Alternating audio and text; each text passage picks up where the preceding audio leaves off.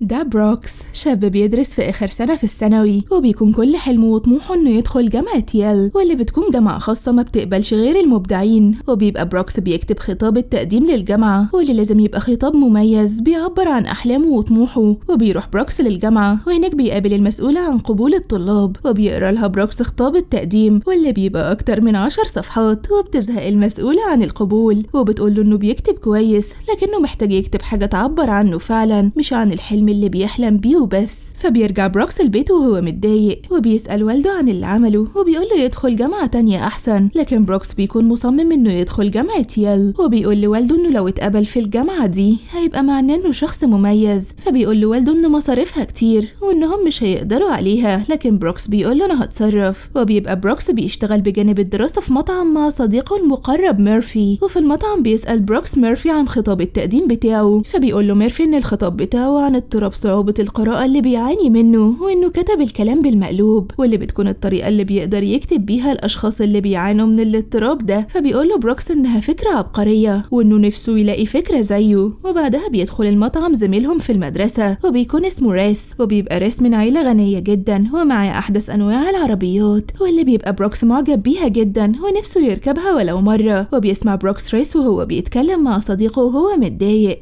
وده لأن أهله عاوزينه ياخد بنت عمه لحفلتها في المدرسة، وده لدرجة إن عمه عرض عليه فلوس كتيرة جدا عشان يوديها. لكن ريس بيقول إنه مش بيحبها، وده لأنها بنت مغرورة ومتكبرة، وده لأنه بيكون واعد حبيبته ماديسون إنهم هيخرجوا مع بعض. فبتيجي لبروكس فكرة، وبيعرض على ريس إنه ياخد بنت عمه للحفلة مكانه، وفي المقابل ياخد الفلوس اللي عمه هيديها له، وياخد عربيته ليوم واحد. فبيوافق ريس لأنه بيبقى عاوز يهرب بأي طريقة. وبالليل بيروح بروكس البيت بنت عم ريس، وبيبقى اسمها سيليا، وبيسلم بروكس على والد سيليا. وبعدها بيسمع سيليا وهي بتتخانق مع والدتها، وده لأنها مش عاوزة تلبس جزمة بكعب عالي، وفي النهاية بتنزل بجزمة عادية جدا وما بتكونش لايقة على الفستان. فبتتضايق منها والدتها جدا. فبيقول لهم بروكس إنه شايف إن جزم الكعب العالي هي نوع من الهيمنة على المرأة، وده لأن لبس الجزم بتاعة الكعب العالي شيء متعب وما بيفرقش غير في منظر الست، ومش مهم راحتها. فبتفرح سيليا بكلامه وبتمشي معاه، وبيفتح لها بروكس باب العربية، لكن سيليا بتتكلم معاه بوقاحة وبتقوله إنها بتعرف تفتح الباب بنفسها. وبيركبوا مع بعض العربية، وبيبقى بروكس ماشي على الجي بي اس، لكن سيليا بتقوله على طريق تاني وبتقوله إنه بس طريق مختصر. وفجأة بتقوله يقف، وبتبقى عاوزة تنزل للمكتبة، وبتقوله يجيلها بعد ساعتين. فبيسألها بروكس لو المكتبة بالنسبة لها ممتعة أكتر من الحفلة، فبترد على سيليا بكل ثقة إنه أكيد طبعا. فبيقول لها إنها مسؤوليته، وإنه مش هيقدر يسيبها لوحدها، ولازم يروحوا للحفلة زي ما اتفق مع والدها. فبتضطر سيليا تروح معاه وهي متضايقة، وبيوصلوا الحفلة اللي بتكون معمولة في المدرسة. وبيستغرب بروكس لما ما بيلاقيش حد بيرقص، فبتقوله سيليا إن الشباب بيجوا هنا عشان يتصوروا للإنستجرام، ومحدش بيرقص ولا بيستمتع بوقته. فبيعرض عليها إنه يرقص معاها، وبترفض في الأول، لكنها في الآخر بتوافق، وبتبقى بترقص رقصة غريبة. لكن بروكس ما بيحسسهاش بده، وبيخليها تتصرف على طبيعتها وبيرقص زيها. وبعدها بتيجي موسيقى كلاسيك، وبيبقى لازم يرقصوا وهم قريبين من بعض. فبتتكسف سيليا جدا، لكن بروكس بيشجعها وبيرقص معاها. وفجأة بيشوف بنت جميلة جدا في الحفلة، فبيسرح معاها لدرجة إنه بيدوس على رجل سيليا. فبتتضايق جدا وبتمشي وهي بتعرج، وبيروح بروكس يجيب لها تلج، وبتيجي نفس البنت الجميلة اللي بروكس أعجب بيها، وبيكون اسمها شيلبي. وبتطمن على سيليا وبتعرض عليهم يجوا الحفلة اللي هتكون في بيتها، لكن سيليا بترفض وبتطلب من بروكس يروحها البيت لأنها تعبانة. وبتركب سيليا العربية، وبتقوله إنه بيقدم لها خدمة ممتازة، بيفتح لها باب العربية وبيهتم بيها. وبتتريق وبتقوله إنه لازم يشتغل في التمثيل، وإنه هياخد فلوس كتيرة جدا. وبيوصلوا البيت، وبتنزل سيليا من العربية وهي بتعرج، فبياخد بروكس باله إنها بتعرج برجلها التانية. فبيتريق وبيقول لها إنه ما يعرفش إيه الخبطة اللي ممكن تتنقل من رجل لرجل زي العدوى كده. فبتقوله سيليا إن ده مش تمثيل، وإن ده ذكاء واستراتيجية للهروب من أي مكان. وبتسيبه وبتطلع أوضتها، وبيطلب بروكس من والد سيليا الفلوس اللي المفروض ياخدها. فبيديله والدها فلوس بزيادة، وبيقوله إنه ما كانش متوقع إنه هيستحملها 3 ساعات. وبيرجع بروكس البيت وبتجيله فكرة، وتاني يوم بيقول لصديقه ميرفي إنه عاوز يصمم تطبيق يعرض فيه خدماته للارتباط مقابل الفلوس، وإنه ممكن يمثل أي دور البنت تطلبه. وبيبقى ميرفي مصمم تطبيقات وعنده خبرة عالية في التكنولوجيا، فبيوافق يساعده مقابل إنه ياخد نسبة على كل طلب. وبالليل بيخلص ميرفي البرنامج وبيعلن عنه، وبيجي أول طلب لبروكس، وبتطلب البنت إنه يخرج معاها المتحف لوح فنية. فبيقرأ بروكس عن المتحف المتحف واللوحات الفنية المعروضة، وبيلبس لبس أنيق وبيذاكر كل طلب بيجيله عشان ياخد تقييم عالي، وبتبدأ الطلبات تزيد وبيمثل بروكس كل طلب بيجيله باحترافية، وبيلبس اللبس المناسب لكل بنت، لحد ما في يوم بيلاقي سيليا بتكلمه وبتعتذر له عن الطريقة اللي كانت بتكلمه بيها، وبتطلب منه يروح معاها حفلة لشيلبي، وده عشان تمثل قدام الولد اللي بتبقى معجبة بيه إنها مرتبطة بشاب وسيم. فبيوافق بروكس لما بيعرف إن شيلبي صاحبة الحفلة، وبيلبس أحلى بدلة عنده وبياخد سيليا وبيروحوا الحفلة. وهناك بتشوف سيليا الشاب اللي معجبة بيه وبيكون اسمه فرانكلين، وبتتوتر سيليا جدا وبتبقى عاوزة تمشي، لكن بروكس بيشجعها وبيخليها تروح تتكلم معاه. وبيبقى فرانكلين ماسك اسطوانات موسيقية قديمة، فبيقول له بروكس إن سيليا بتحب الاسطوانات الموسيقية جدا، وبيساعدها تفتح موضوع وبيسيبها وبيمشي. وبعدها بيروح يقف مع شيلبي واللي بتسأله لو هو عارف إن حبيبته واقفة مع فرانكلين، فبيقول لها إنهم مش بيغيروا لأنهم واثقين في بعض، وبيفضلوا يتكلموا مع بعض وهم مبسوطين. وبتعجب شيلبي بخفة دمه، لكنها بتكون فاكرة غني وفي نفس مستواها. وبعدها بيقابل بروكس سيليا في الحفلة، وبتقول له إنها نجحت في علاقتها مع فرانكلين وإنهم هيروحوا مع بعض حفلة بعد أسبوعين. فبيفرح بروكس جدا وبيتكلموا مع بعض وهم بياكلوا آيس كريم. وبيسألها بروكس عن الجامعة اللي عاوزة تدخلها، فبتقول له على جامعة ميشيغان، واللي بتبقى جامعة حكومية بتقبل أي حد. فبيستغرب بروكس رغبتها، وده لأنها غنية. فبتقول له سيليا إنها ما يفرقش معاها اسم الجامعة أو إنها تدخل جامعة غالية ومرموقة، وده لأن المظهر مش مهم بالنسبة لها. فبيقول لها بروكس إنه عكسها تماما، وإنه نفسه يدخل جامعة ييل. فبتقول له سيليا إنها ممكن تاخد له ميعاد مع رئيس الجامعة لأنه بيكون صديق والدها. فبيفرح بروكس جدا وما بيكونش مصدق نفسه، وبيرجعوا البيت وهم مبسوطين. وبتبقى حياة بروكس اتحولت لحفلات ومواعيد تطبيق المواعدة وبس.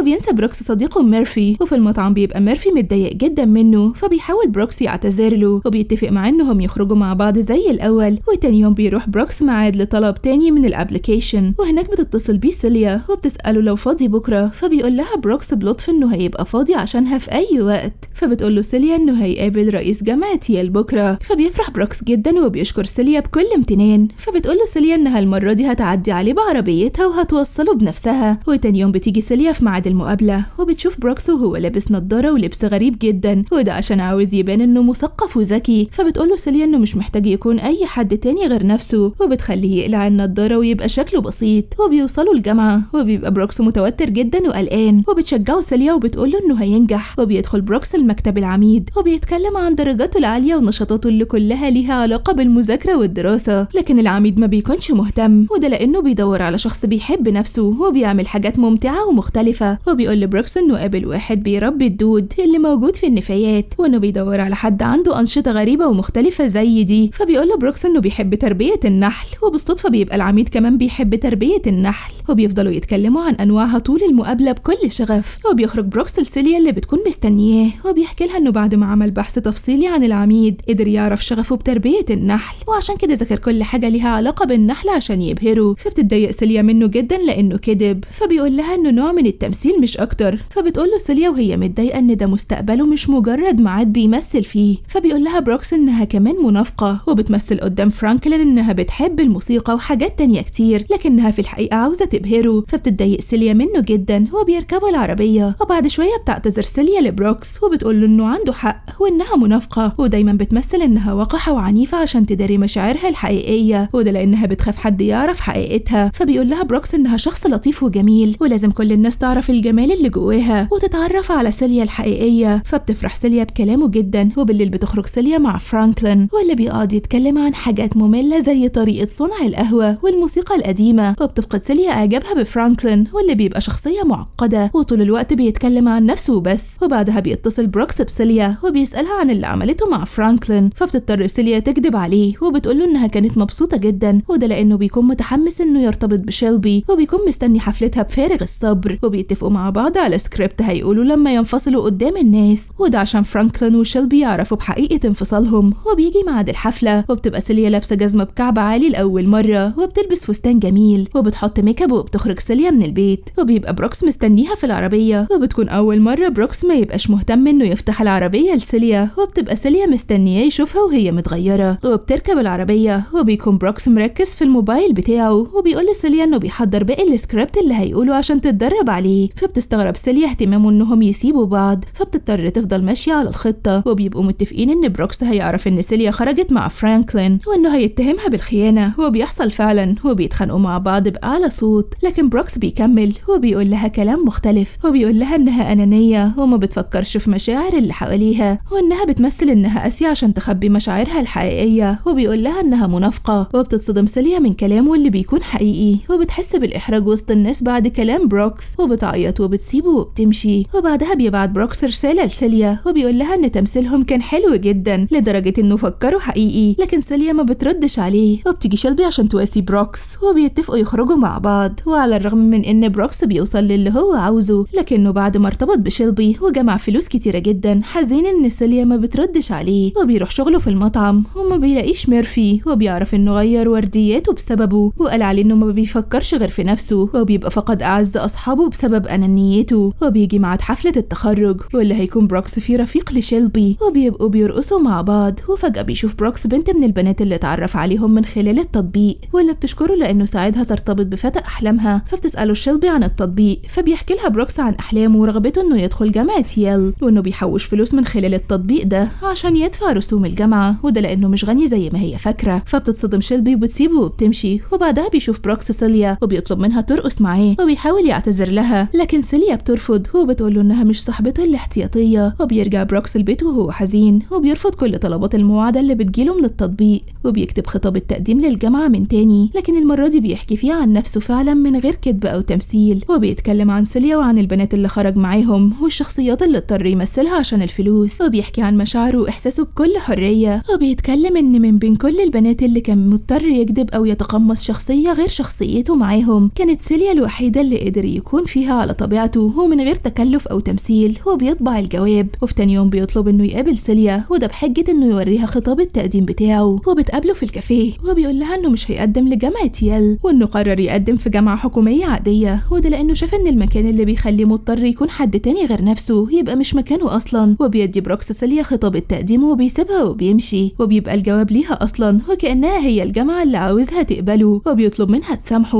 وبالليل بتبعت له سيليا طلب للمواعدة، وبتبقى البيانات مشفرة، وبيرفض بروكس الطلب، لكن سيليا بتفضل تبعت وبروكس بيرفض. وفجأة بيرن جرس الباب، وبتطلع سيليا واللي بتقوله بيجي معاها، وبتاخد بروكس معاها للمطعم اللي كان شغال فيه، وبيلاقي في حفلة كبيرة معمولة عشانه، وبيبقى ميرفي موجود وبيسامحوا على كل حاجة، وبتسامحوا سيليا وبيعترفوا لبعض بحبهم بعد ما بروكس عرف قيمة الصداقة الحقيقية والحب الحقيقي واللي بيكون فيه على طبيعته. وبس كده بيخلص الفيلم.